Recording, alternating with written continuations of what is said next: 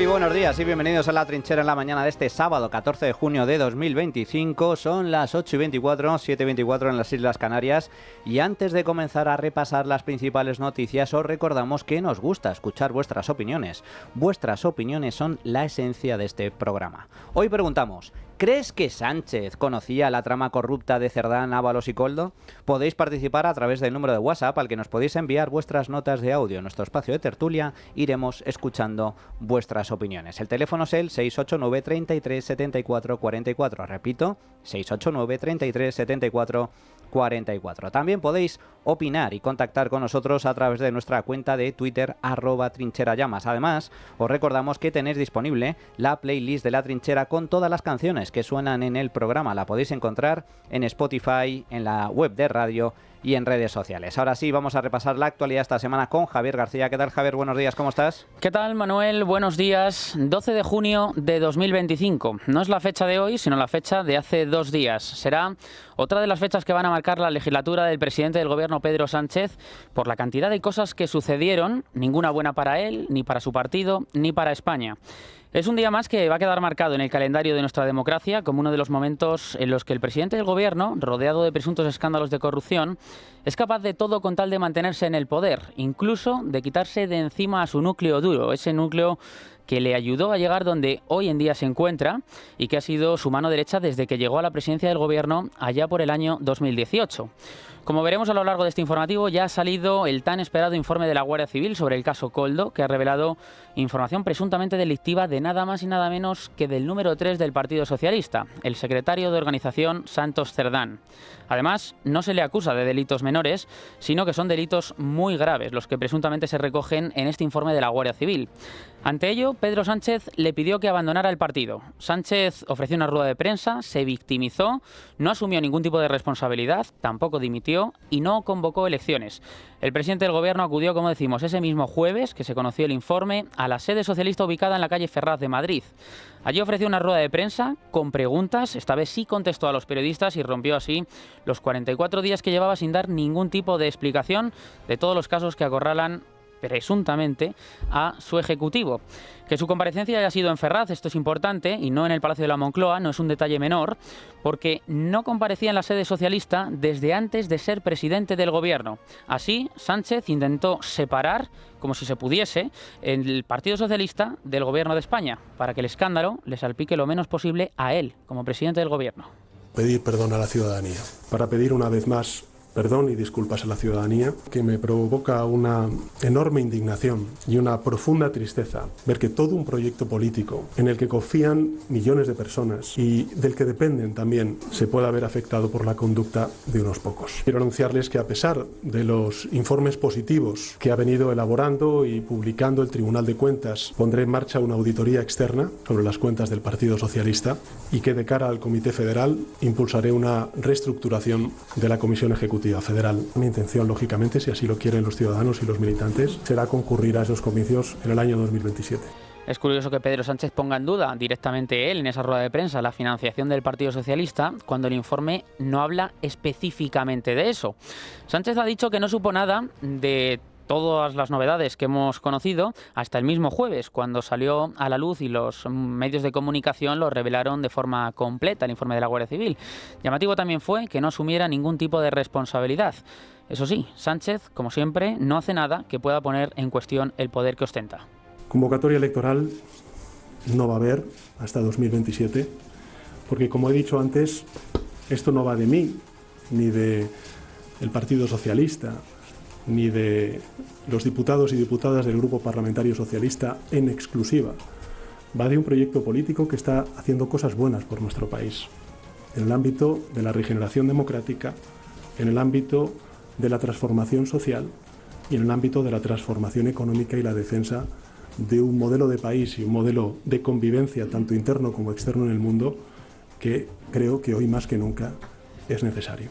Todo esto sucedió el jueves por la tarde, en Ferraz, en esa rueda de prensa que convocó Pedro Sánchez para las 5:15 de la tarde, pero que salió a comparecer finalmente cerca de las 5:30. Pero esa misma mañana, Santos Cerdán había emitido un informe a mediodía donde ya dimitía. antes incluso de presentar ese informe y de que saliera a la luz el comunicado del hasta entonces secretario de organización del Partido Socialista, Santos Cerdán, habló por la mañana en los pasillos del Congreso de los Diputados y volvió a decir que es inocente. Lo vamos a escuchar ahora también la reacción de los populares, nada más que Santos Cerdán entrara al hemiciclo, al Congreso de los Diputados. Cuando conozcamos el informe daré todas las explicaciones que tenga que dar y convocaré a todos los medios a una rueda de prensa en Ferraz y lo explicaré. Mientras tanto, no sé qué explicaciones puedo dar porque no conocemos más. Creo que lo he dejado claro, no recuerdo ningún tipo de conversación de ese tipo, yo no he participado en ninguna conversación de ese tipo. Señoras y señores diputados del Grupo Popular, señores y señoras diputadas del Grupo Popular, no pueden, les pido respeto a la Cámara. Pues esto es lo que sucedió en el Congreso por la mañana. Luego se publicó ese informe de la Guardia Civil que el propio Santos Cerdán le pudieron captar las cámaras del Congreso de los Diputados haciéndose eco de ese informe desde su escaño a través de su teléfono móvil. Poco después conocimos, como decimos, el auto del juez Leopoldo Puente que levantó el secreto de sumario. El juez señalaba directamente a Santos Cerdán y afirma el juez que el dirigente socialista actuó en convivencia con la trama. Su señoría además sostiene que los hechos podrían constituir delitos de cohecho y de pertenencia a organización criminal y ofreció además a Santos Cerdán la posibilidad de declarar voluntariamente el próximo 25 de junio, algo a lo que el hasta entonces socialista accedió. La declaración del 25 de junio va a ser además justamente después de que el juez escuche a Koldo García y a José Luis Ábalos en los días anteriores. Fue al mediodía cuando se empezó a conocer este informe. Dice que no solo él habría tenido pleno conocimiento de los pagos efectuados a Ábalos y Koldo, sino que habría actuado como mediador. Todo esto es lo que dice el informe de la Guardia Civil. En las conversaciones, Koldo le llega a decir a Cerdán: es de bien nacido ser agradecido. La amistad entre ambos era tan evidente que incluso Cerdán avisó a Koldo de que le iban a imputar. Vamos a conocer en detalle todos los puntos clave de este informe de la Guardia Civil. Lo ha estudiado nuestra compañera Irene Ortega. Irene, ¿qué tal? Buenos días. Buenos días. Son 6 claves las que han hecho al juez considerar que el número 3 del PSOE pudo cometer delitos de organización criminal y cohecho. En primer lugar, la UCO identifica a Santos Cerdán como el encargado de gestionar pagos y comisiones de al menos 620.000 euros provenientes de adjudicaciones públicas, principalmente de la empresa Acciona, en beneficio de Ábalos y su asesor Koldo García. Además, entre el año 2019 y 2023, Koldo grabó hasta 8 archivos de audio con Cerdán y Ábalos, donde se detallan pagos por obras públicas. En una de ellas fue el propio Cerdán quien menciona 550 y de ahí descontamos. Todo esto en relación a las obras en Murcia. Por si esto no fuera poco, nos remontamos a 2014 y al presunto amaño en las primarias del PSOE. La UCO señala en la página 39 una conversación en la que el ahora exsecretario general del PSOE habría instruido a Koldo sobre cómo alterar votos en las primarias que ganó Pedro Sánchez e encumbraron al mismo como líder de los socialistas. Para ello le dijo que sin que le viera nadie metiera las 2 papeletas. Estas declaraciones hacen dudar si solo fueron 2 votos o si hay más que de momento se desconocen. Sin embargo, el presidente del gobierno, Pedro Sánchez, ha respondido a estas acusaciones. He conocido también ese mensaje, me parece que está hablando de 2 votos. Quiero recordar que en 2014 y en 2016, en las 2 primarias que me presenté, votaron más de 130.000, o hay 130.000 militantes en nuestra organización y que en 2014 creo recordar que gané por más de 17.000 votos. Los procesos de primarias en el Partido Socialista son procesos con absoluta garantía, Y creo que ese WhatsApp, ese comentario de 2 votos, pues, ¿qué quiere que le diga? A mí me decepciona muchísimo, pero lógicamente la limpieza y las garantías de ambos procesos de primarias son totales. Otro punto clave son los favores que Cerdán concedía. Tras los casos de Jessica Rodríguez, expareja de Ábalos, de Claudia Montes, Miss Asturias 2017, y de Andrea de la Torre, expareja del exministro, ahora el informe saca a relucir el nombre de otra mujer, Nicoleta. Según la UCO, Koldo mantenía una relación cercana con ella. En una conversación el 2 de febrero de 2022, Koldo le pidió a Cerdán un favor personal. Quería que le ayudase a encontrar un trabajo en una empresa pública para esta mujer. La red operaba desde antes de llegar a Madrid. En Navarra ya aplicaban un sistema de favores y adjudicaciones. Koldo, subordinado a Cerdán desde 2023, anotaba cómo cobrar por conseguir obras. Finalizando con los favores de los contratos de la Dirección General de Carreteras y Adif, ambos de transportes, se manipulaban criterios subjetivos de las mesas de contratación para beneficiar así a empresas afines, evitando que fueran consideradas ofertas anormalmente bajas.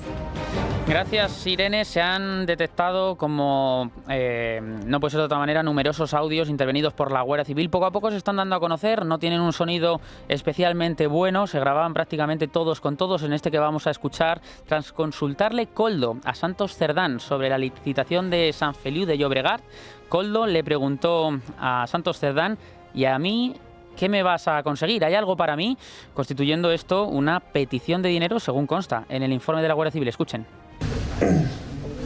Pregunta: ¿a que me vas a conseguir algo para mí? Vale. Necesito algo de dinero, jefe, porque se lo di todo a él.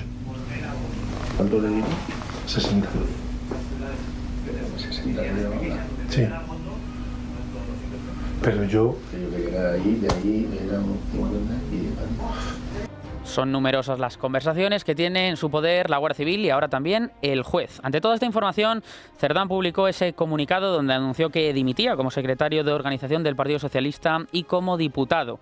El hasta ahora número 3 ha recibido siempre el apoyo de ministros y miembros del Partido Socialista.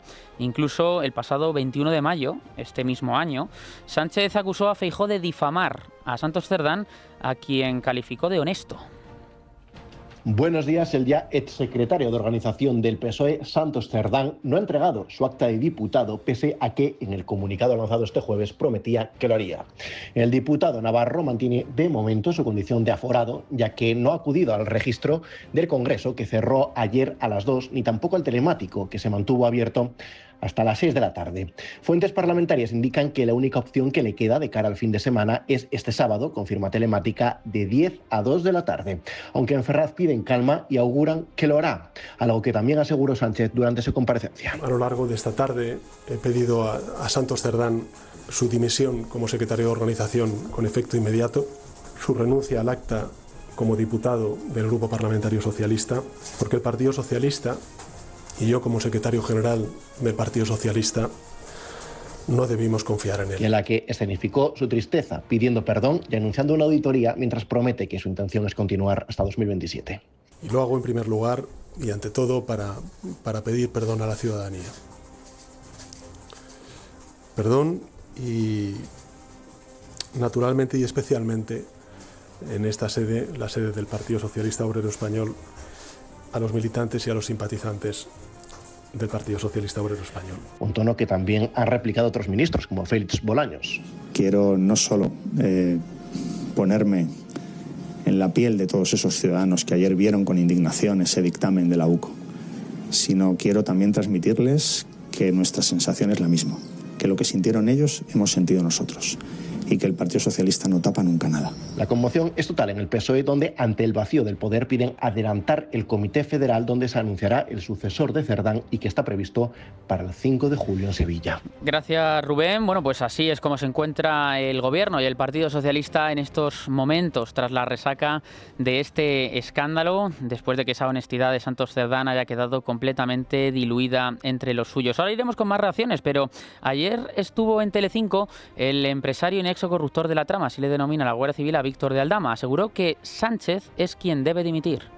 Estamos ante unos hechos tan graves de todo lo que está pasando que sigue sin pasar nada. Ayer, con la dimisión del segundo secretario de organización imputado, sale el presidente diciendo que está triste porque en su organización hay otro corrupto más.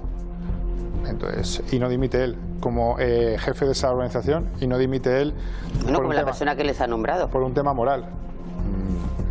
Me parece grave, muy grave. Para Víctor de Aldama, el jefe de esta trama no es otro que Pedro Sánchez, y aseguró, lo hemos escuchado antes también en el día anterior, en 4, en el programa de Horizonte de Iker Jiménez y también en Telecinco, cómo Sánchez estaba al tanto, dice Aldama, de absolutamente todo lo que sucedía dentro de su partido, y era quien daba las órdenes sin tocar el dinero. Ellos, digamos, eran, por decirlo de alguna manera, los lacayos y los que, bueno, pues cogían. Esto creo que lo ha explicado antes José María del Olmo muy bien. en una banda organizada o un narcotraficante, el jefe no coge los fardos, ni toca el dinero, ni hace nada, tiene a sus lacayos que lo hacen. Bueno, pues esto es exactamente lo mismo.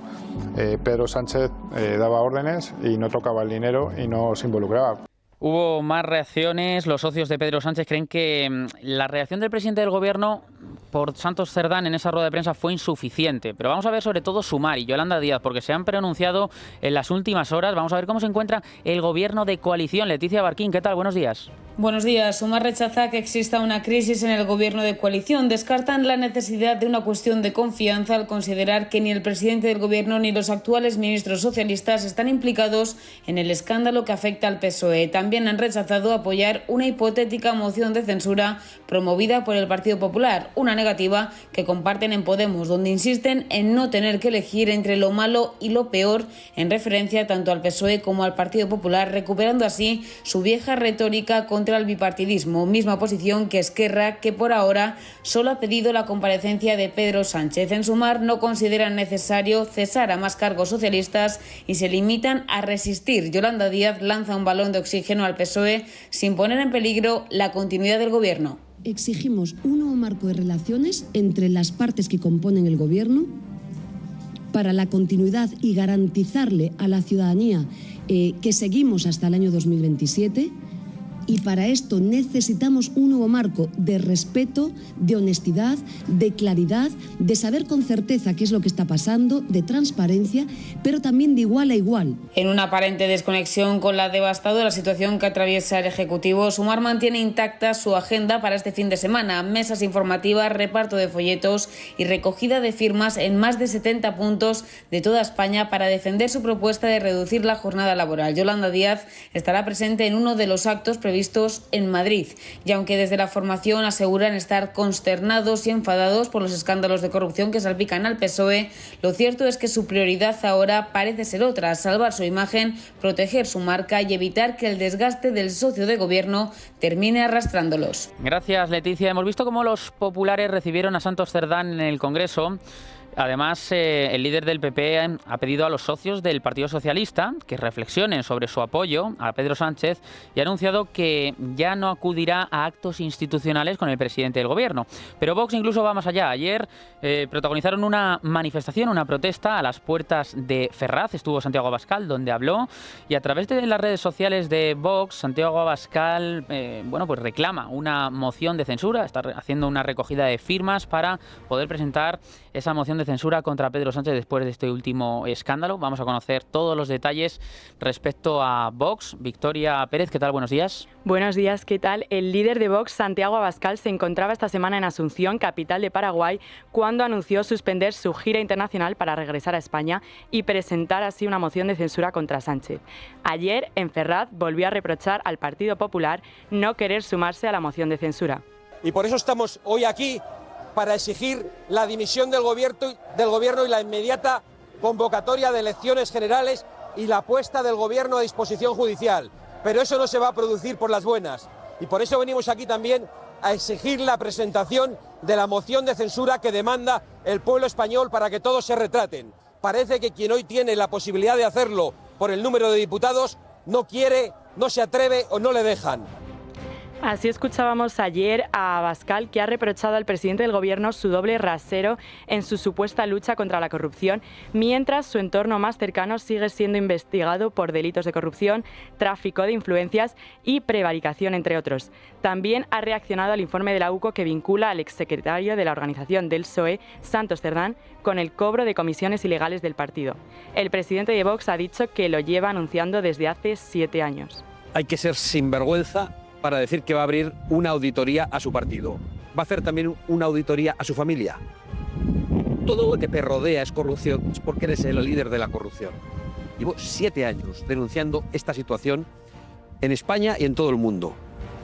Vox, que ha presentado ya 2 mociones de censura contra Sánchez sin éxito, ha insistido al partido de Feijóo con esta herramienta parlamentaria desde hace días para forzar la dimisión de Sánchez. Además, ha abierto, como decía Javi, en su perfil de Twitter, una recogida de firmas y ha hecho un llamamiento a todos los diputados honrados para impulsar inmediatamente la moción de censura. Pues tenemos el escándalo. Ya hay informe de la UCO sobre Santos Cerdán. Los que llevan negando durante semanas que la existencia de ese informe. El PSOE decía, ¿dónde está el informe? ¿Dónde está el informe? Ahí tenéis el informe. El presidente del gobierno saliendo a la palestra diciendo, yo no tenía el informe. María Jesús Montero el día anterior buscando el informe como si no hubiera un mañana, preguntando a sus periodistas, amigas, de ¿dónde está el informe? ¿Quién tiene el informe? Quiero ese informe antes que nadie. Pues no, ese informe era secreto, lo tenía quien lo tenía que tener. El juez que está investigando este escándalo de corrupción de máximo nivel. Un escándalo de primer orden, con el presunto cobro de comisiones ilegales, irregulares, a cambio de la concesión, licitación amañada de obra pública. Pero esto no es una cuestión menor. Esto no lo estaban protagonizando el concejalillo de un pueblo en materia urbanística o el subdirector general de una consejería de medio pelo de la Comunidad Autónoma de Murcia. No. Estamos hablando de la cúpula del Partido Socialista. Estamos hablando de los capos del Partido Socialista. Estamos hablando de Santos Cerdán, secretario de organización, de Ábalos, el que fuera secretario de organización antes que Santos Cerdán, y también ministro de Transportes. Y estamos hablando de Koldo García, el escudero fiel de Pedro Sánchez. Estamos hablando de la banda del Peugeot. El Peugeot en el que iban 4, Sánchez, Cerdán, Ábalos y Koldo, y de los cuales 3 ya han caído por un escándalo de corrupción. Falta el número 1, el number 1, el puto amo, como decía Óscar Puente. Escándalo de máximo nivel. Y Aldama, atención, habla de financiación ilegal del Partido Socialista. Y dice que Sánchez lo sabía todo. Escándalo de primer nivel. Bomba nuclear en Ferraz. La UCO habla literalmente de organización criminal. Organización criminal en la cúpula del partido que está en el gobierno. Esto es lo que hay. ¿Y cuál es la reacción a esto? ¿Cuál ha sido la respuesta de Pedro, amo y señor de las Españas? Aspirante a dictador en este país. Perdón, he cometido el error de confiar en quien no debía confiar. Pues vaya ojo tienes, amigo, porque han sido 2 de 2. Ábalos primero y Santos Cerdán segundo. ¿A quién vas a poner como tercero? ¿A Torrente? ¿Le vas a pedir el teléfono a Santiago Segura y que te haga un guión particular? ¿Quién va a ser el sustituto? Me imagino que Óscar Puente a estas alturas. Este es el personaje, esta es la realidad del Partido Socialista. Una banda, la banda del Peugeot, dirigiendo el principal partido de España, porque es el partido que gobierna, y el Estado, el gobierno. Esos son los que mandaban y mandan en España. Esto es una vergüenza nacional, una vergüenza histórica. No vale con un perdón que además es mentira, es tramposo, es un insulto a la inteligencia. Sánchez no dimite. Sánchez no va a dimitir. Nos va a costar echarlo, porque este hombre ni con agua hirviendo se va a ir de Moncloa. Pues el caso de Santos Cerdán solamente es uno más dentro de todos los momentos claves y fechas, como comentábamos antes, que van a pasar a la historia de la democracia española por diferentes motivos. En todos los gobiernos de derechas y de izquierdas, cambiamos de asunto, ha habido desacuerdos de los políticos con algunas decisiones judiciales que han afectado a dichos gobiernos.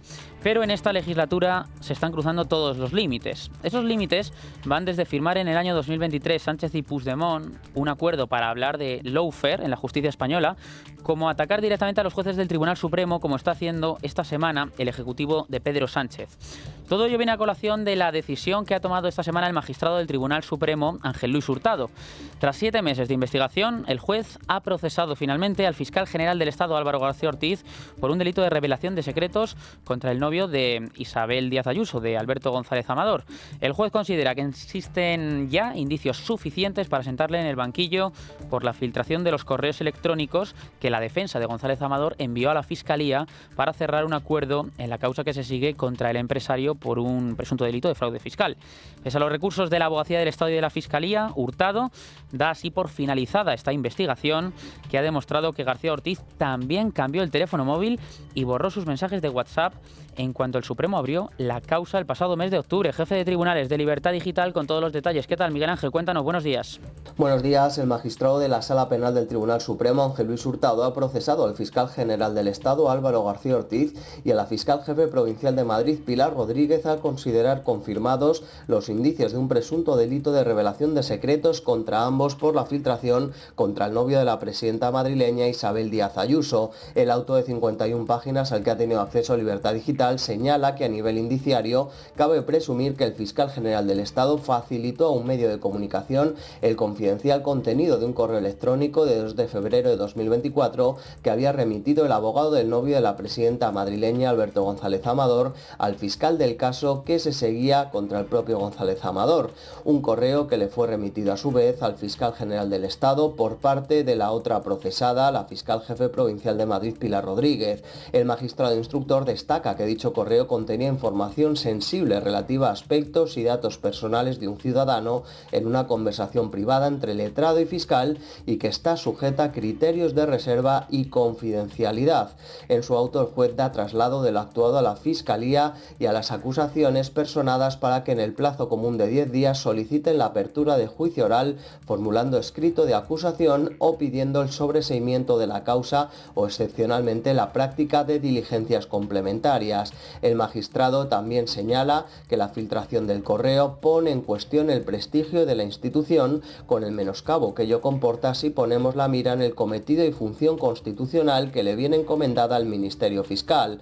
Por último, también reprocha que Álvaro García Ortiz borrará sus dispositivos móviles. Gracias, Miguel Ángel. Un dato también importante de este informe es que el juez señala que García Ortiz y la fiscal de Madrid, Pilar Rodríguez, actuaron por indicaciones, dice, de presidencia del gobierno, es decir, por indicaciones directamente desde Moncloa. El informe dice literalmente que ambos actuaron a raíz de las indicaciones, como decimos, recibidas por el entorno de Pedro Sánchez. El caso ha llegado muy lejos, con el fiscal general del Estado procesado, pero conviene recordar de dónde viene, de dónde sucede todo esto, porque en febrero del pasado año se publicaron informaciones que iban contra Begoña Gómez y a raíz de ahí el Partido Socialista empezó a publicar y a sacar informaciones para contraatacar contra la presidenta, contra Isabel Díaz Ayuso, en este caso contra su pareja. Vamos a conocer esta cronología de los hechos. Ignacio Bravo, buenos días. Buenos días. No es ningún secreto que las informaciones relativas a la pareja de Isabel Díaz Ayuso, en las que se le acusaba de fraude fiscal, se trataban de una operación política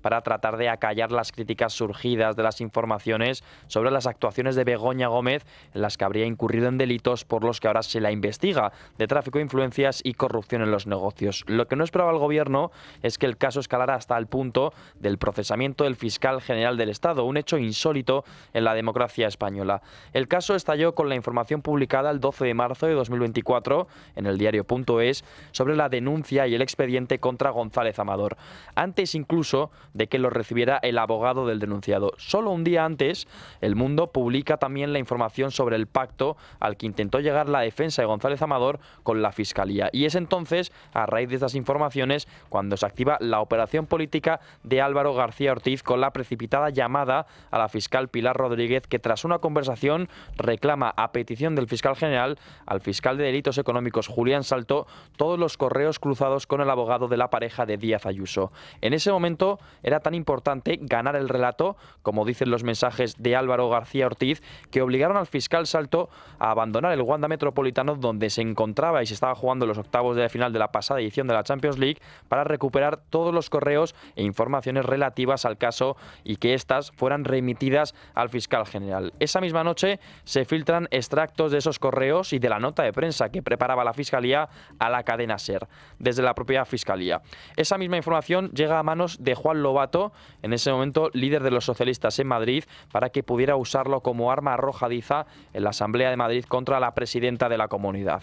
La información llega a Lobato antes de publicarse incluso en los medios, es decir, que llega por parte de la Fiscalía, por la filtración. Pero Moncloa trabajó para que el Plural publicara esa información y así los socialistas pudieran hacer alusión a esa fuente. Estas informaciones, probadas todas ellas por las autoridades competentes y judiciales, son las que esta semana han enviado directamente a Álvaro García Ortiz al banquillo, pero como es habitual en la bancada socialista, la dimisión no es una opción. Al fiscal general todavía le asiste la presunción de inocencia, pero su posición al frente de la Fiscalía es insostenible porque de él depende jerárquicamente el fiscal quien intervendrá en su enjuiciamiento. Gracias, Ignacio. Es un hecho histórico en nuestra democracia que el fiscal general del Estado esté fiscalizado. Y el presidente del Gobierno y los miembros del Ejecutivo y del Partido Socialista lo que han hecho es atacar a los jueces, y los propios jueces este miércoles han protagonizado unas protestas multitudinarias en Madrid, donde estuvo nuestro compañero Adrián Pajares. Adrián, buenos días. Buenos días. Jueces y fiscales españoles han manifestado su profundo rechazo a la ley Bolaños por todas las ciudades de España. Así sonaban las manifestaciones, por ejemplo, en Madrid, en los juzgados de Plaza Castilla, durante el paro de 10 minutos.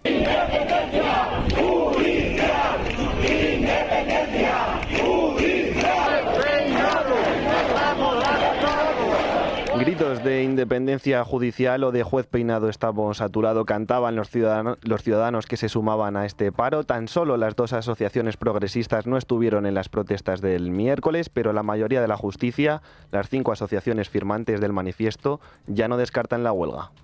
Sí, se ha producido una movilización, un paro de 10 minutos en principio a raíz de las reformas que están en tramitación, de las reformas principalmente de la Ley Orgánica del Poder Judicial y del Estatuto Orgánico del Ministerio Fiscal, que lo que se está previendo, hay algunos puntos con los que no estamos de acuerdo y que consideramos que pueden llegar a producir un menoscabo de lo que es la independencia, o se pretende en ese sentido de la independencia del Poder Judicial. Todas las asociaciones firmantes del mismo, no se descarta la posibilidad de hacer otro tipo de vías que podría llegar en su caso a la huelga.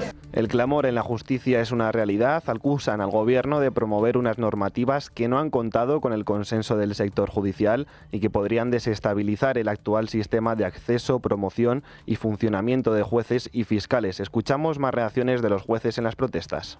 Somos el único contrapeso a un poder y quieren intentar manejar la carrera judicial a su antojo. Van encaminadas a convertir al Poder Judicial en un poder con minúscula. En un ambiente de continuo ataque al Poder Judicial y de descrédito de la Fiscalía, con declaraciones políticas que deslegitiman las resoluciones judiciales que molestan.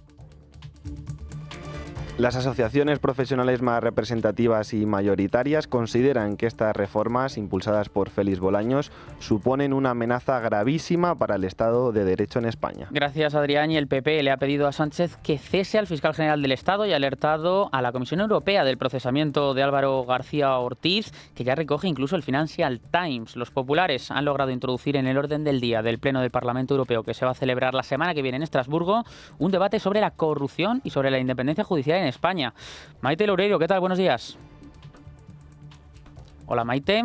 Vamos a ver. Buenos días. Alberto Núñez Feijóo ve a Pedro Sánchez completamente quemado por la corrupción. Le pide que dimita y convoque elecciones, puesto que dice la legislatura ha llegado a su fin. Descarta, eso sí, una moción de censura que asegura reforzaría la alianza del presidente con sus socios. El domingo le pedí que se rindiera a la democracia.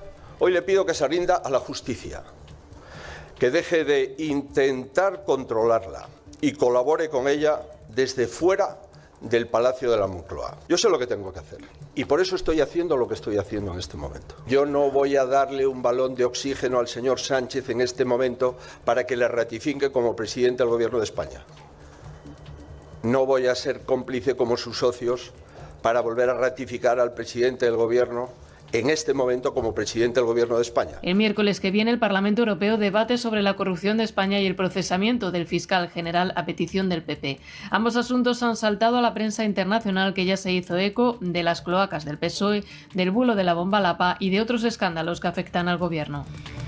Bueno, y ya para terminar, en clave internacional, atención, la Guardia Revolucionaria de Irán ha lanzado un ataque en respuesta a la operación iniciada por el ejército israelí en la madrugada del jueves al viernes sobre Teherán y diversos objetivos relacionados con la infraestructura nuclear del país, que ya ha dejado al menos 78 muertos y que ha continuado durante la tarde de ayer viernes. Poco después, el ejército israelí ha informado de la detección de misiles lanzados desde Irán hacia su territorio y ha puesto en marcha sus sistemas de defensa antiaérea. Irán ha lanzado un centenar de misiles balísticos y algunos han alcanzado el centro de la ciudad portuaria de Tel Aviv, provocando grandes nubes de humo en esta localidad tras los impactos que han dejado varios edificios destruidos en esa zona. Estamos, por lo tanto, atención, ante una guerra abierta, directa, entre dos potencias, Israel por un lado e Irán por otro. Veremos cuáles son las consecuencias de todo ello. Ahora llegados a este punto, vamos a irnos a una pequeña pausa de publicidad y regresamos con el tiempo de tertulia. La Trinchera de Llamas es radio.